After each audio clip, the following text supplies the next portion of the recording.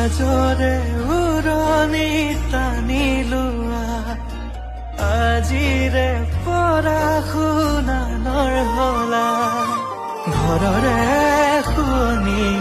আমাৰে লখিমী সুখী হোৱা জীৱনলৈ